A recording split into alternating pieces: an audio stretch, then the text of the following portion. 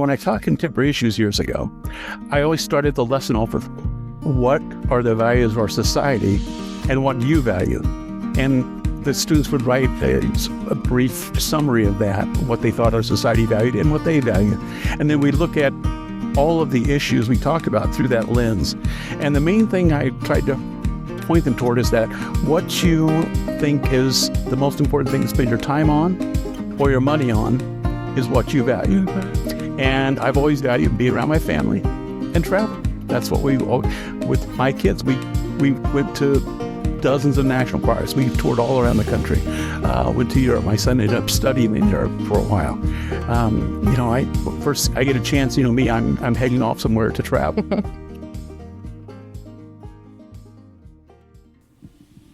Hello, and welcome back to Life's Next Lesson Plan podcast, where I continue to pave my post-education path after 3 decades as an English teacher. One thing I hear often from retired educators is that the loss of identity is difficult, especially for those of us who've been teachers our entire adult lives. This podcast is a way for me to explore a new adventure while also staying rooted in my education background by putting some of what I taught as a journalism teacher to the test. At the same time, my goal is to connect with others looking to take their next steps in life, whether that be personal or career-related. To bridge my transition out of education, you'll find that this podcast follows a similar structure to the classroom. Twice a month, I'll have solo episodes, and twice a month, I'll have a guest with me so we can learn together. Each podcast will have a brief lecture or lesson, followed by an activity to engage you in the episode, along with some optional homework. This will remind me of my school days where some students thought homework was an option. It is my hope that by engaging in each lesson and completing the homework, you will learn something new but also uncover ideas for your life's next lesson plan, however you want that to look. This podcast is not just for educators or midlifers, though. The ideas can apply at any stage of life for anyone searching to feel more fulfilled. And with that said, let's get to today's guest.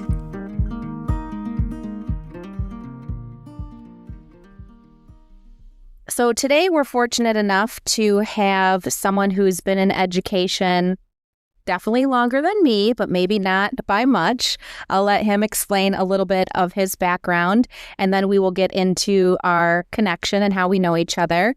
So it is my pleasure to introduce to the podcast today, Mr. Tony Engle. So, Mr. Engle, can you share your background with us? Well, thanks for having me, Rachel. I really appreciate it.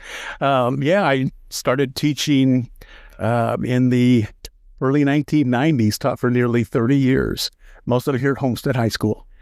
Taught world history and criminal justice. Started out teaching English like you did, but got out of the department shortly before you got here. And used that as a stepping stone to, as you know, my passion to get into traveling. I wanted my world history students to see the places we talked about. So I began to plan trips with them, kind of got into that by working with my mentor at the time and just became a passion for me. That's so awesome. Yeah, and a lot of, did you ever add up how many kids you took traveling? It is close to 800. I actually have close to 800 students. And then you couple that with how many students you actually taught over 30 years. It's a lot of names. That's what I think. I give myself a little bit of grace not remembering names as well as I used to. I actually went back and put them all on a spreadsheet because that's how I found it. Like, I have to do this sometimes. So I went back through all the old lists. Yeah. So I know personally myself, obviously we met at Homestead and then we traveled together to 6 countries. And I remember it was 42 students. Yes, on that trip. Right. Yeah.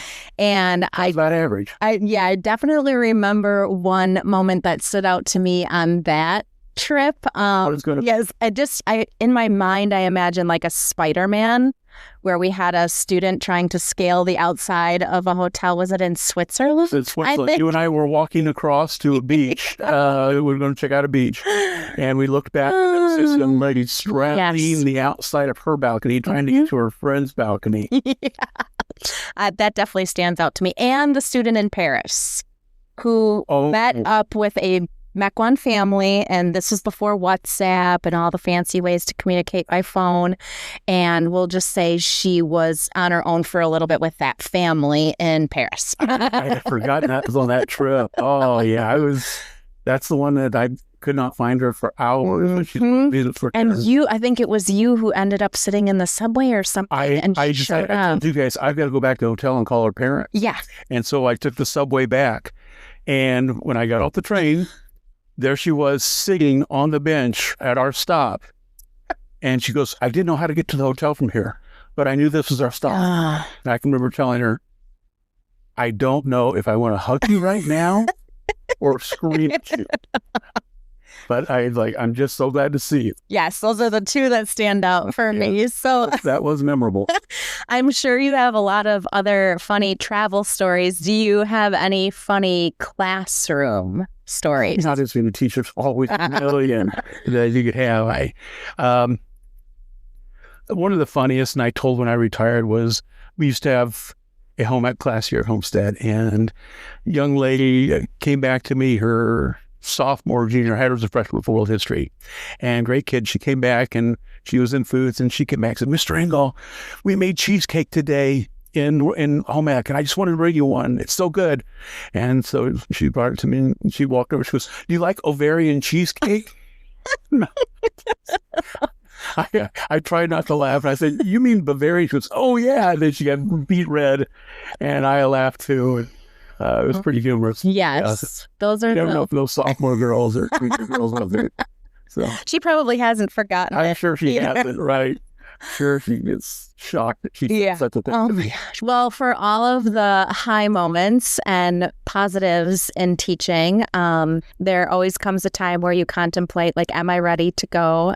Is it my time to leave education? So do you remember going through that in your own mind?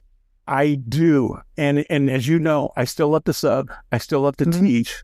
So I've never quite totally left education, but I knew it was time for me to quit teaching full time in 2018. My daughter took a job. She was asked to manage a number of pharmacies on the West Coast. And she has 4 children. And as you know, I'm passionate about my grandchildren. And so I knew that I wanted the time to be able to see them whenever possible. So at that point, I realized it's time for me to I reached that retirement age where I could get my step out of here with my pension and be able to travel, had the ability to do so. So I thought, okay, it's time to leave, and I can see my grandkids whenever I want, but yet I can still, that's the nice thing about our profession. Mm-hmm. If we want to still teach, we can come back, but we develop so many skills. There's so many other things we can do. I'm doing all kinds of other things, as you and I have talked about over the years. So, and government and voting and things like that. So. Yeah, absolutely. Yeah, and you can always sub. Right. And I love to sub for you and the people in the building, and come back and see the people who I know, all you young people. Right. So I think that is kind of a nice fallback, that both the skills that you have, and there's always a demand for people who are comfortable in a classroom, right? And comfortable with kids. Definitely. Really communicate and connect with people. Right. Absolutely. So when you do come back and sub, compared to when you started teaching, what are some of the changes that you see in today's classrooms? Well, yeah, as you know, the big thing is the telephone. Yeah. We've seen it with some districts wanting to pass ordinances that limit phones being in the school. I love something for a district nearby that has that. But mainly it's just trying to keep the kids' attention span away from that phone. And basically, most of the teachers are pretty good about having a great lesson plan or procedure in place, but there are some, it's like, well, if the kids want to have their phone out, and I'm like, no, I can't do that. So it's one of those things you have to balance. That's the biggest thing I've seen. Yeah, I think sort of some of the initiatives even at Homestead in the last year or two have sort of centered on like reading the anxious generation, just about how it's affecting their brains and their attention span. Right. Because as you plan lessons, you have to keep that in mind too. But I would agree that it's a huge change. Yeah, that's the biggest change. I mean, even when I started, phones were just coming out, and they definitely weren't in classrooms or in schools. Right. So yeah, huge difference. So when you were teaching, do you remember there being a person or group of people that you looked up to in your profession? Well, I was very fortunate. I joined a department that had 6 or 7 people who started about the same time I did. But I was very fortunate because when I did my got my education degree at Marquette University, and I was placed with Brooke Brown. And everyone knows Brooke Brown, whoever worked in this building. Brooke is a legend. Everyone, I think, looked up to Brooke. I mean, and still do, if anyone who's still around and knows it. And he was just the perfect mentor. We had the same philosophy about life in general. We had very similar personalities, the same interests. We both loved history, of course. Teaching history, we both loved to travel. Matter of fact, he's the one who kind of started these trips with students here at Homestead years ago, decades ago. He was on the trip that I was on. Oh, that's right. Yes. So I kept inviting him back with me once he retired. I was fortunate enough to do that. You know how great a chaperone he is. And despite the fact he'd been out of here for 8 or 10 years by the time you traveled with him, you know, he still makes connections with students, and we both that same way. And what's kind of funny is, after I'd been teaching here 10 or 15 years, I had a parent-teacher conference, and I had some parents who came to the conference, and they were talking about, "Oh, you're the young Mr. Brown."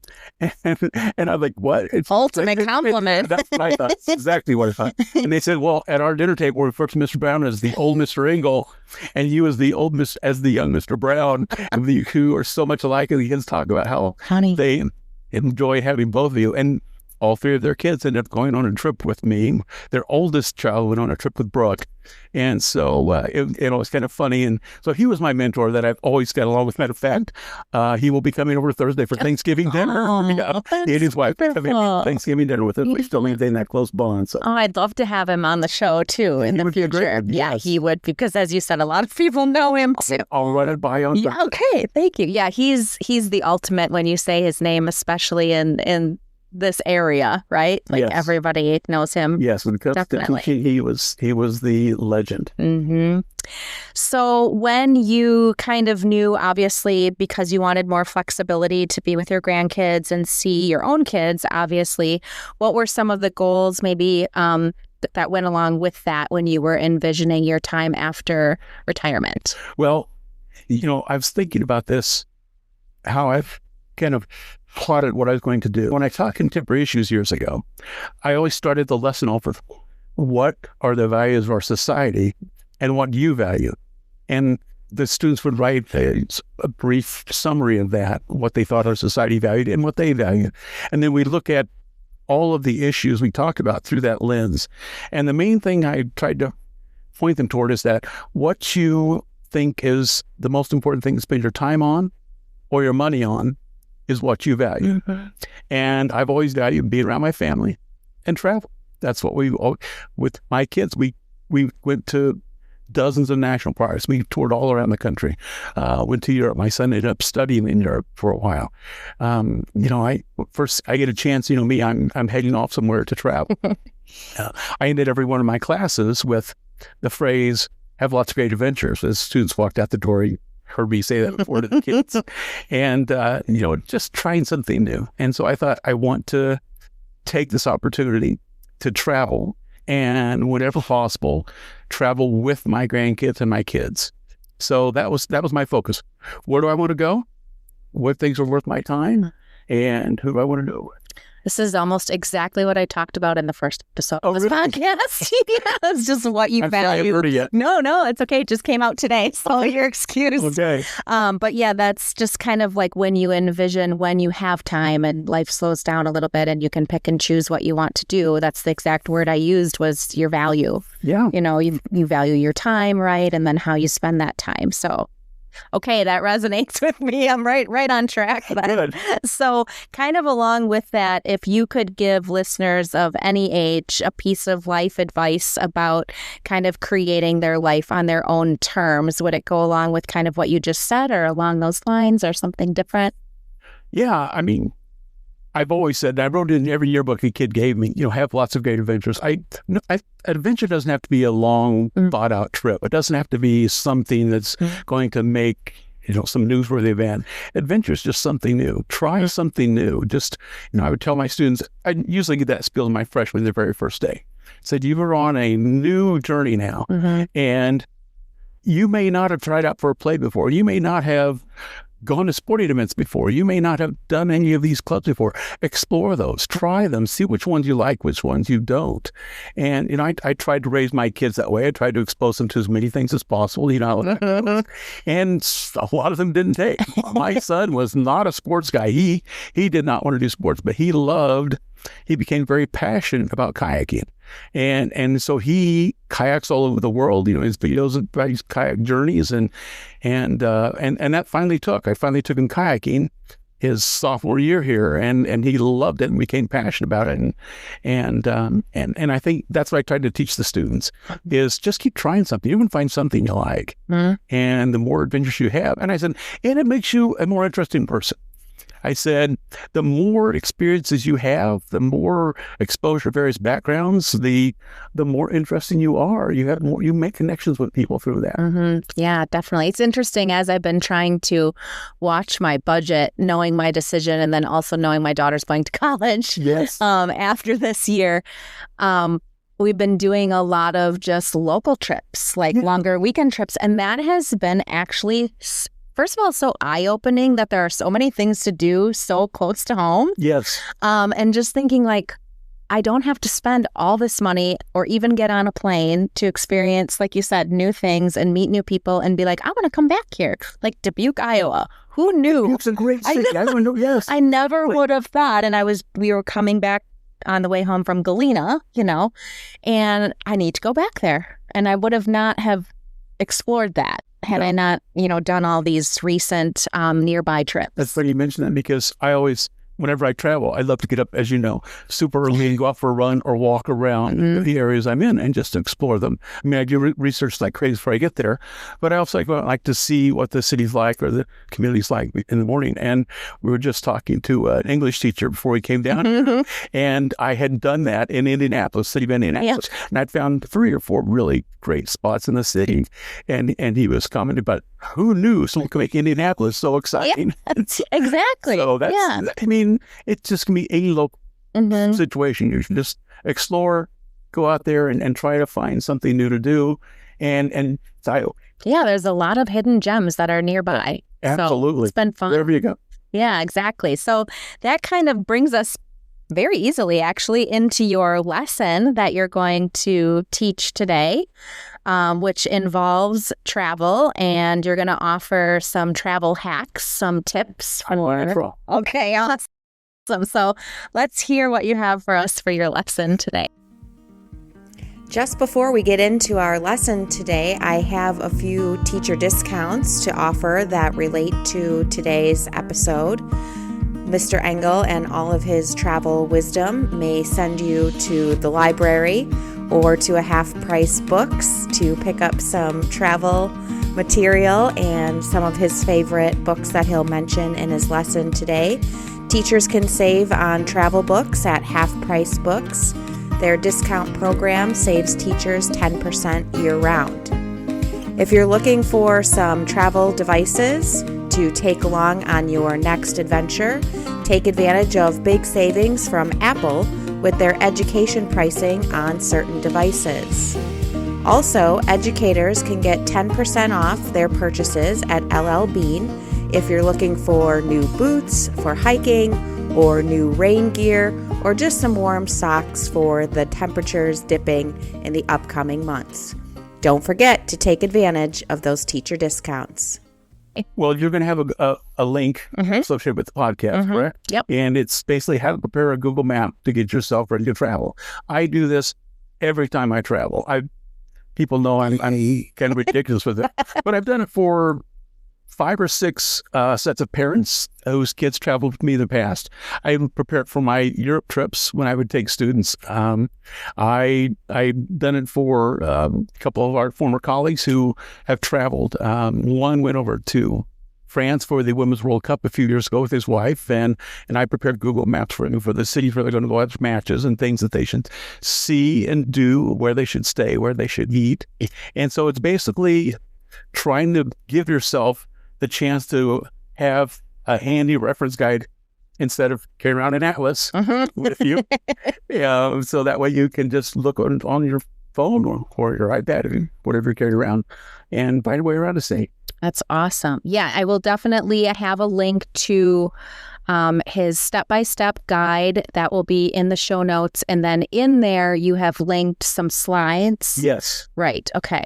And the slides will help them with what aspect? Well, once they're ready to prepare the map, it will show them exactly what they need to click on in order to add sites, restaurants, anything of interest to them that they want to put on there. And that's what when I help people, I've helped people prepare these maps as well.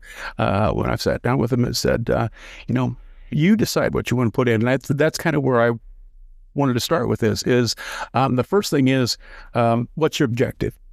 Either where do you want to go? Who do you want to travel with? Budget's very important as well. Keep that in mind as well. And then the last thing is decide what type of traveler you are. Are you someone who's out for vacation, who wants to just kick back? And my Google slides aren't quite like that for those type of people, because I don't travel like that very often. I balance it because my wife is. So we balance, and I try to find spots where we can vacation. But I'm more the explorer. I like to actually have kind of that adventure when I'm traveling. So if someone picks a city or a state, and then they know a couple maybe landmarks that they want to go to, it will help them sort of navigate paths, or how does that work? Okay. Well, yes. But that's the second thing you'll notice if you go through my slide thing. The second one is research. And the research is, if you decide you want to travel with groups, the Rick Steves type thing, or the Rhodes Scholar. I love Rhodes Scholar. It could be Globus, it could be National Geographic Expeditions. There are lots of great different companies out there that lead great trips.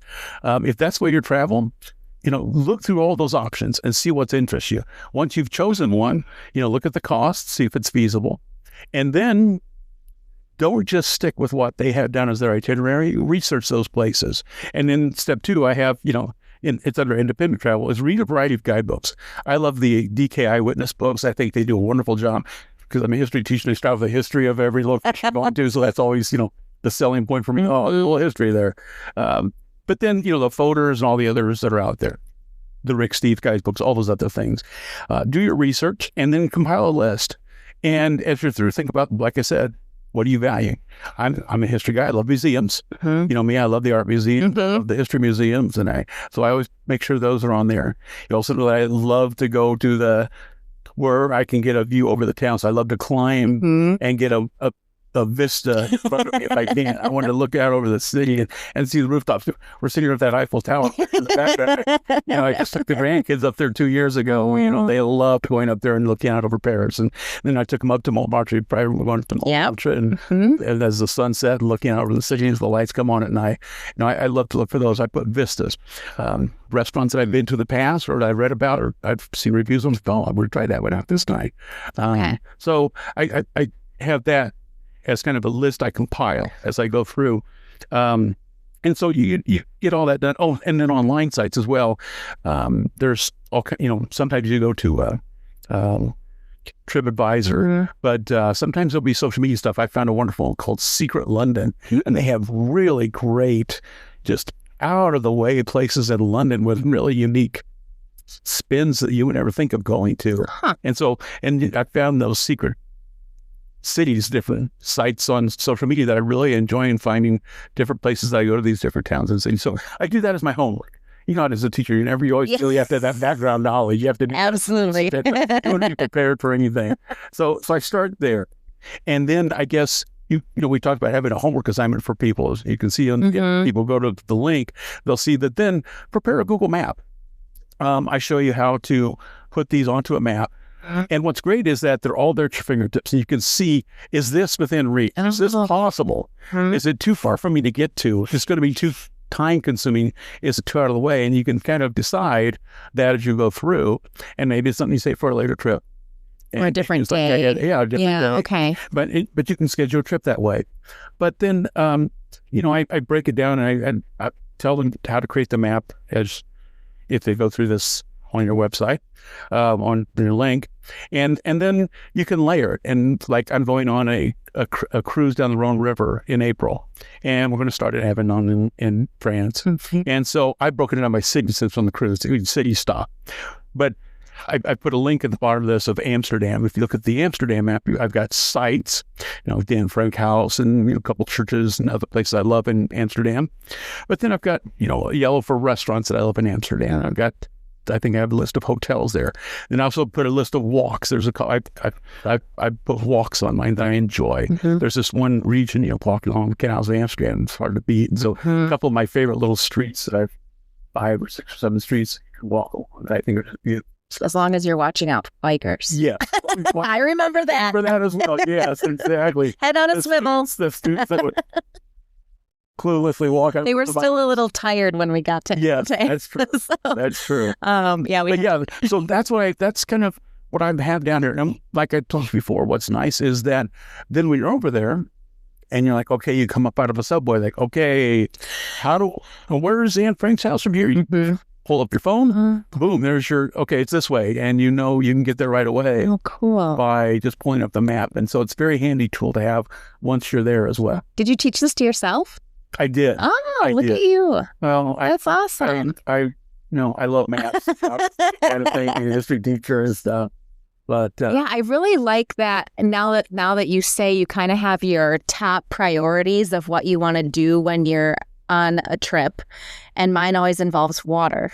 Yeah. So just last weekend, we were driving up to Western Michigan to see my goddaughter perform in a play. And of course, it was like, okay, if we hug the coastline, or where are the places that we can stop where there's water and walk in the sand. And so that's like one of the things. So I guess that I never thought about that is kind of how I prioritize stops and places that you go. And that's what's nice about the map. You can actually, I will have, some of my maps will have red for the sites that are like my top 5 or 10, and then blue will be other sites. Okay. Be secondary. Okay. And then there's a text box you can create, an edit box, and you can hit the little edit button. I show you how to do that on there as well. But then you can type in what you wanted to see there. For example, when we were in Amsterdam, I think we went to the Rijksmuseum, and I could put the top 10 things I want to see in the Rijksmuseum, make sure I see this as well. Even break it down in a certain place. Right, exactly. Okay. And so, so I may have the point of interest, but then I can remind myself, make sure you go see this while you're in there. So don't forget. A little about it. Right, exactly. Yeah. Wow, you could have definitely had another career, or still could, as a travel agent, right? Like I do that quite a bit, honestly, with freelancing. Yes. Okay, well, I will definitely post all of that for people who want to create their own and dabble around in that. That's great. I'm going to be practicing with that myself as well. So last, before we have you leave, where are your next upcoming trips that you're most excited about? I just thought of something as you talk about memories. Yeah. So I have to tell you one memory from my trips that always stand out. Yeah. You talked about earlier. So, back in 2006, I had a group of 45, 47 students, so a rather large group. We went to Versailles, and we got to Versailles, and they're like, "Sir, your group is too big. We need to break you into 2 groups." And I said, "Okay, that's fine." So the first group went out, and they said, "Sir, we have 3 Americans who want the English tour. Can they join your group?" And I said, "Sure, no problem. I don't mind." And so they bring in the group, and I look around, do a double take, and it's Martha Stewart and 2 of her aides. So I toured Versailles with Martha Stewart. That is a great story. Hilarious. Yes. So, at first I thought you were going to say that they mistook you for the tour guide. Oh, no. And then they were like waiting for you to give them the whole spiel about it. Yes. Oh, wow. Did you speak with her? She was great. I didn't talk to her. I talked to her and just said hi, and said, told her who we were in our group. And that was it. But the students would end up at the desk about having pictures taken with her. And she was fantastic. Okay. She was like, yeah, but let's do it when we're off somewhere where people don't see it happening, because people here don't know who I am. Okay. So she was really gracious. Oh, wow. Fantastic. So, yeah, that was a pretty wild thing. Oh, my gosh, that is wild. Yeah. Too bad Snoop Dogg, her new sidekick, wasn't with her. That would have made her really... Right. Yeah. Okay, so what's coming up? Well, I just got back from a trip to last Monday for a trip to Arizona, Nevada, playing golf down there with one of our fellow retirees. And we have a trip to Reno, Nevada coming up in December. That's where my daughter now is. And so, we'll be going out. Spending time with the grandkids. I've got a Google map of the Reno area of things that we have to do. Okay. By the way, there's a great auto museum there that one of the casino owners donated to the city, which is fantastic. So I recommend that. Okay. Lake Tahoe is a short drive, and that is on my list. So, yeah, I really want to go to Lake Tahoe. And also the Donner Party, but through Donner Pass, you have to get Donner Pass and go up there. Yes. But it is really cool because Donner Lake, there are docks out there that you can just go out and just get there early and stake a claim to it. And you've got your own private dock for the day. You can dive off. You can take your paddleboards off. So I highly recommend that out there. Good. Those things I found in my research out there. So good time. We are planning the Rhone River cruise. I've always wanted to see the city of Avignon where the popes were in exile in the Babylonian captivity. And then we'll go up to Lyon and the great restaurants and history there as well. We're going to visit my son in London as part of that trip as well. We are looking at an Alaska cruise for next summer. And then, of course, I've got trips planned. I love to ride my motorcycle around as well. So my wife has been like, go, because I've told her, I want to ride my motorcycle on these different Western states. I'm going to take the motorcycle, load it in the back of the truck, and go off-roading out in Colorado and Wyoming and Nevada and a few other states out there. So there's a foreseeable future that we're planning right now. So other than that, I'm sure more will pop up. But I think next fall we're talking about doing Maine. I never could do Maine because I was a debate coach for all those years. And so, how it is with, forensics and debate and stuff. It eats up the weekends during the fall. And so I'm looking forward to seeing New England in the fall next year. I think finally going to get there. You might actually be busier in retirement than you were in teaching. Yes, I'm doing some other things as well. Pretty busy. Exactly. I hear that's kind of the secret, though, is to just keep moving, right? Like, how it is. Yes. You find things to do and go for it, enjoy it, right? I can definitely understand. Find time for it. Yes, exactly. Well, I thank you so much for being my first guest. I know that there are so many people who will be excited to hear your stories, and I'm excited to share this with them. So I thank you again. Well, thanks, Rachel. It was really fun. Yeah. Thank you so much for joining us today. Next week, I will be back with a new lesson and more takeaways to apply to your classroom or to your life. If you'd like to subscribe to our email newsletter for special offers, send us an email at nextlessonplan@gmail.com. This month, I'm giving away an Amazon gift card to a lucky winner who subscribes to the pod. And as a special thank you for listening, don't forget to click on the link in the show notes for Mr. Engle's step-by-step guide on how to use Google Maps to plan your next adventure. In the meantime, please be sure to follow us at Life's Next Lesson Plan on Instagram and Facebook, and hit that subscribe button on Apple Podcasts and Spotify. If you know someone you think might be a great guest for the pod, or you have a topic you'd like to know more about, please share your ideas with us.